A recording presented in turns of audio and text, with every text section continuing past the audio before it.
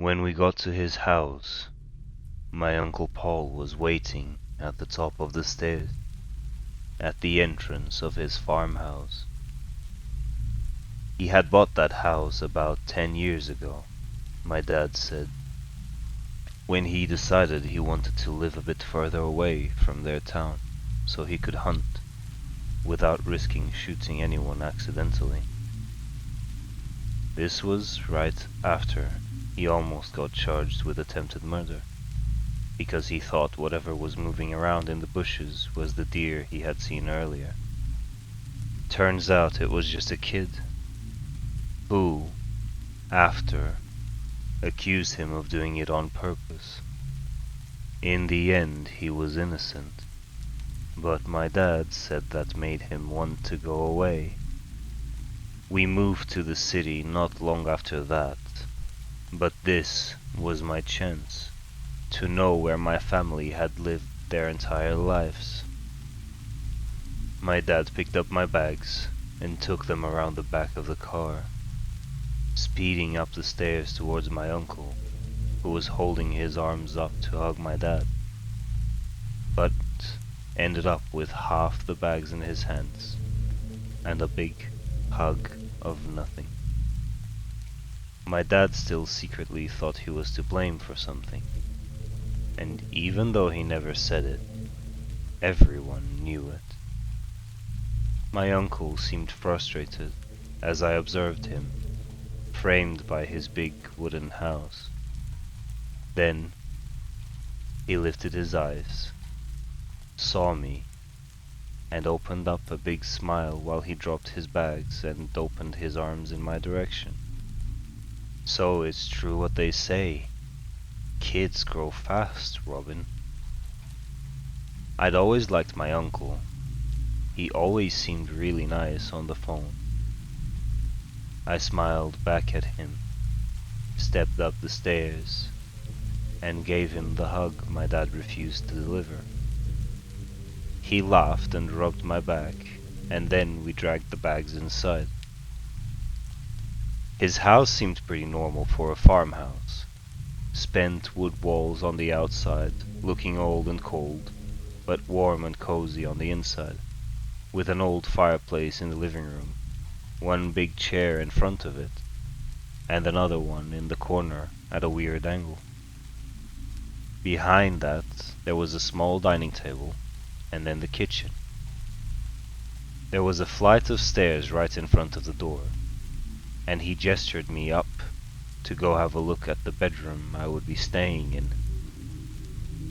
My dad had some family business to take care of with him, which was mostly why we had come down, but he would have to spend the first 3 days out because of a work meeting he had to be present at.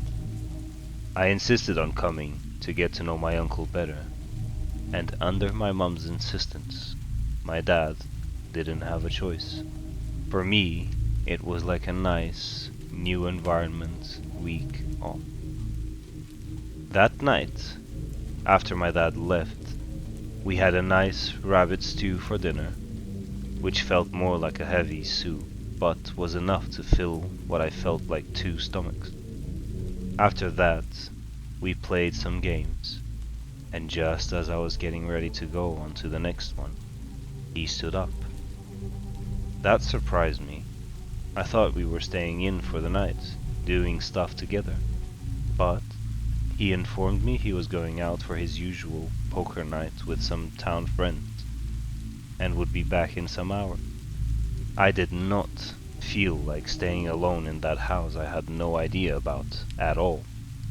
I didn't know the house, or the area, or anything there. I asked him if maybe I could come with him, and they could teach me poker, but he told me no, sounding a bit harsher, and then explained in a calmer manner that they would be smoking and drinking, and he didn't want me to be in that environment. My father wouldn't like that. I couldn't argue with him on that, but would my father love the fact that he was ditching me on my first night there? I didn't say anything anymore. I thought my books could keep me busy until he returned, so I relaxed and told him I understood. He left about half an hour later, after getting dressed to go out, but I never expected the house to turn as creepy as it did once I was alone. When I finally heard the front door close and his car's engine coughed awake, I went up to the stairs to my room, closed the door just in case, and opened my suitcase. There was the Guernsey Literary and Potato Peel Pie Society by Mary Ann Schaefer, and The First Days by Rhiannon Frater, a zombie book. Probably not the best idea, considering I was already feeling like a zombie could jump out of the creaking closet any moment now. I took out my romance, looked out the window and saw nothing but darkness, and threw myself onto the bed. Around the house and the land there was nothing but woods, so all the lights were coming from the house, which made it impossible to see past halfway to the tree line. I must have been half an hour into reading when I heard an almost silent crack coming from somewhere inside the house.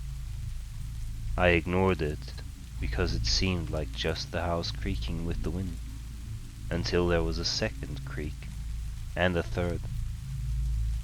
I closed my book and perked my ears up, my heart and breathing stopping for a second to let me identify whatever this was. Could be the house, but it sounded different. I got up, looked out the window just to check if anything changed. All normal. I tiptoed as slow as I could, so as to avoid the house from creaking too much on my end. Opened the door while lifting it to try to avoid any whining, and looked outside of my bedroom. Everything seemed normal and quiet until I heard a loud bang coming from somewhere. At this point, I called out for Uncle Paul, but got no answer. I called again, but didn't get anything. Only the house creaking. Slowly, I made my way downstairs, while calling for my uncle here and there. My heart almost jumped out through my mouth when I was getting to the kitchen, and the sink let out a loud bang and released a trickle of water that made a weird creaking noise when it hit the basin. I let out a sigh and felt my shoulders relax, never even realizing before how tense they were. I looked around the house and still called out for my Uncle Paul some more times to make sure he wasn't actually back, and forgot I was there. And when I got no answer, I rushed up the stairs, back into my bedroom, and closed the door behind me. I would have locked it if I could. I read my book for a while more, still hearing the creaking, cracking, and banging I heard before from time to time, and when I stopped and I was already ready to sleep, I drifted off.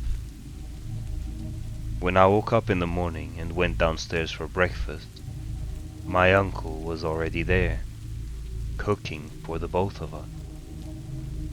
As before, we got to chatting.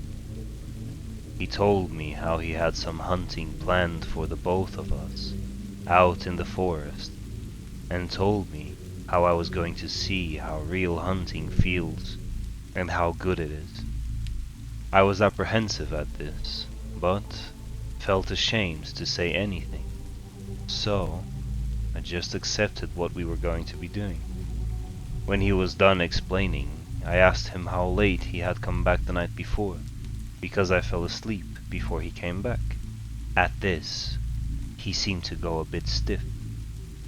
Then he paced around, putting things away, and just said that he took a bit longer because the game went longer than he was expecting. He laughed and told me how surprised he was that I didn't wake up when he came back, with how noisy his car always was. Then he reached behind the counter and said he had something for me, while he pulled out a small pink backpack decorated with plastic flower and handed it over to me with a smile. "Thank you," I said, before looking at it a bit closer. It seemed too small for me, but I didn't say anything else, not wanting to be rude. "I thought you could take it with us today to keep some water and other supplies," he explained. I nodded, thinking maybe if I stretched the straps enough, I could fit it around my shoulders, and proceeded to pack up everything Uncle Paul told me I needed to take. It was around 7 p.m. when we got back home, and outside was pitch black. Only the house seen in the middle of the darkness. Just like the night before, we huddled around the fire and waited for our game to cook while we talked and played some more games. Once again, after dinner, he picked up his stuff and went out for his game night while I was left alone to get bored to death inside the house. It was really pissing me off that he did this. But in 2 days my dad would be back. Even though I really liked the hunt and spending the days with him, I wasn't enjoying the evenings.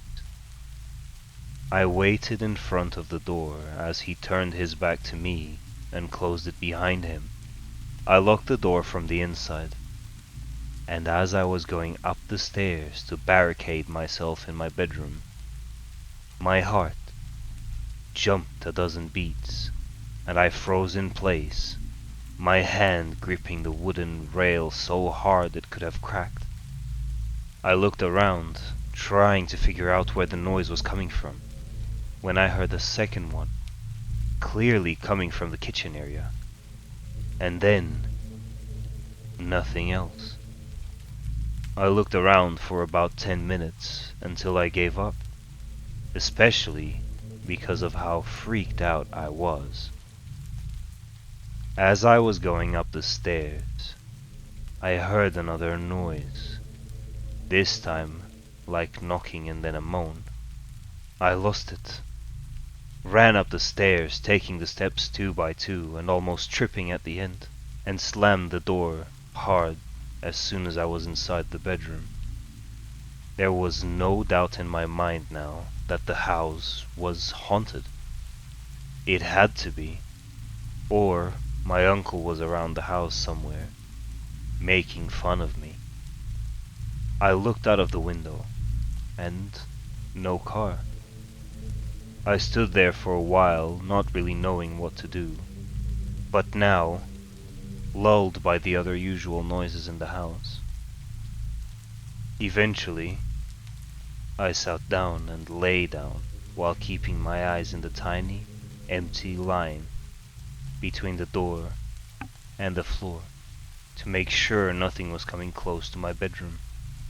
I eventually relaxed and my eyes floated onto the small, pink backpack my uncle gave me. I picked it up, emptied it, and analyzed it. Why would he get me something so small? He probably didn't really know my age before we got there.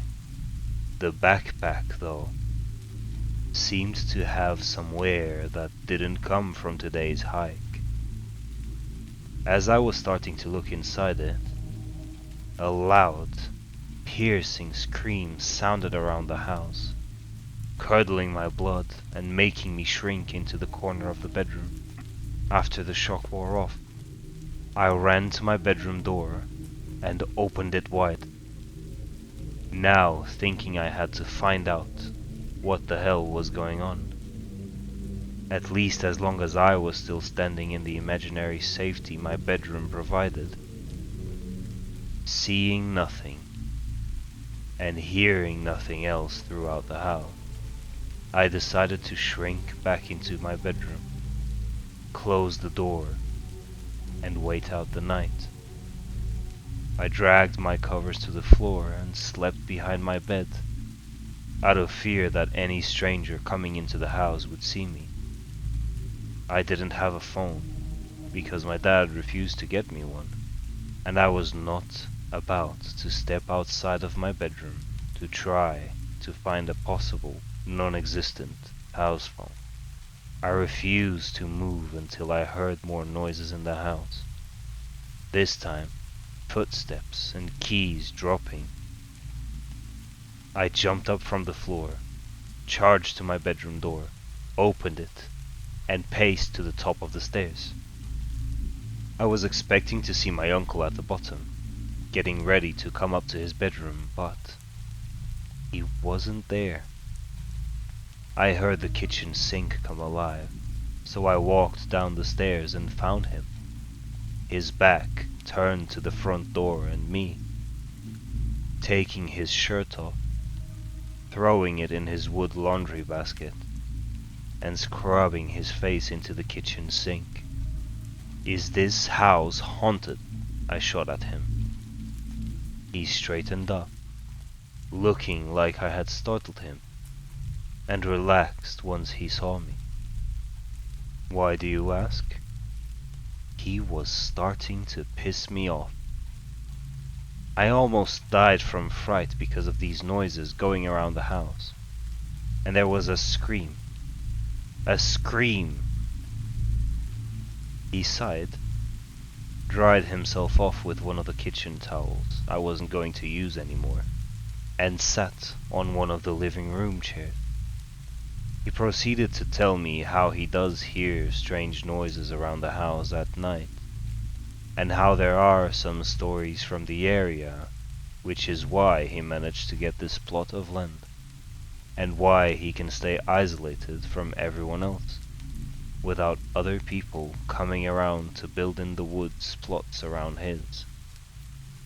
How there's a story about a woman's tragic life, and that he had heard this scream I mentioned around the house. It has been years since I've been getting this, so I'm used to it now. Sorry I didn't tell you about it, but it is harmless. Didn't sound harmless, I shrieked. He chuckled, told me to calm down, which only pissed me off even more. And before I could say anything else, he stood up, said goodnight, and started to leave me alone there. I was not about to stay there alone, so I followed him closely, asking him questions about the stories and what happened there until he just told me goodnight and closed the door in my face. By now, I just wanted to get out of there. The rest of the night was quiet, apart from the house noises. No more thumps, no more screams, and no more knocks. It must have been really close to morning when I finally fell asleep, because when I woke up, it was almost midday. I marched downstairs, ready to let my Uncle Paul know that I wasn't going to take this any longer, and I needed to call my dad, but he wasn't there. As I looked around trying to figure out where he would have gone, leaving me by myself again, I heard a wood thunk, then another one, shaking and continuously hitting something else. I walked towards the kitchen area, hesitantly, and then noticed it. Under the couch, the carpet was slightly wrinkled, revealing an extra line in the wood. When I approached it to have a look, the wood moved, hitting the couch underneath and making the noise I was hearing. I lifted the rest of the carpet until it was stuck under the couch, revealing half of a trapdoor underneath it. My heart started pounding. What was this? I ran to the door, opened it to look outside. No car. I ran back inside, locked the door behind me, and rushed to the living room, closing all the curtains on my way. Then I leaned against the couch and pushed as hard as I could. When it was off the door, I stopped, and almost without thinking, ripped the door open. When I did, something seemed to scurry away, just a shadow, and then a door closing somewhere. I lay on the ground and dropped my head through the trapdoor to be safe. Under me, there was an empty room with a white emergency light over a grey door on the other side, and some rope laying around, leading to a fragile-looking ladder that ended right in my face. I looked around again and still saw no sign of my uncle. So I slowly climbed down the hole until I was on the ground. I could hear a slight noise coming from the other side of the door. It took me a bit to observe the room and build up the courage to go open the door and find out what was on the other side. But when I eventually did, my levels of stress rose.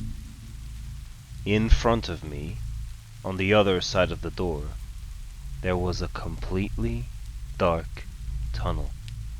All I could see was the shape of a door on the other end, quite far away. At this point, my curiosity was much bigger than my fear. There was no way that my experiences in the house these past days had nothing to do with this. Slowly, I stepped into the tunnel. The floor felt moist in certain places. I had my hand to the wall so I didn't get lost in there and could feel where I was going. Halfway to the door, I looked back to see if I could see the end of the tunnel behind me. It was still there. Nothing changed. So, I kept walking forward, hearing creaks and knocks and whispers coming from ahead of me. I hesitated when I touched the door handle, looked behind me with a deep breath, turning the doorknob, and pushed. Inside, it was a horror show. I couldn't hold back my tears while I held my nose and my mouth to stop the stench from going any deeper into my nose. In front of me, there was a room looking like a bathroom, with tiles on the floor and walls, and a half-broken toilet in the corner.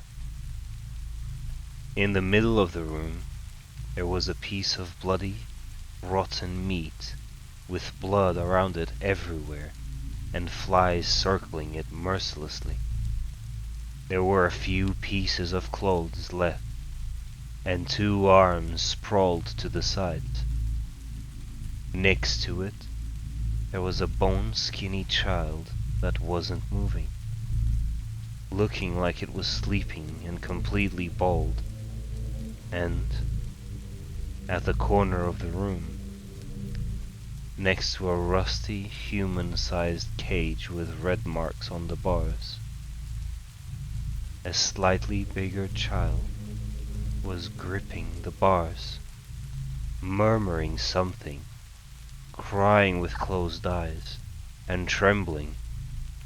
Next to her, there was another door. As I froze and felt a panic attack hitting me, I heard car tires above me, footsteps and the door closing. Shit! I didn't close the trapdoor. I managed to kick myself out of the shock, rushed inside the room, each step sounding like I was walking on water, bringing chills up my spine.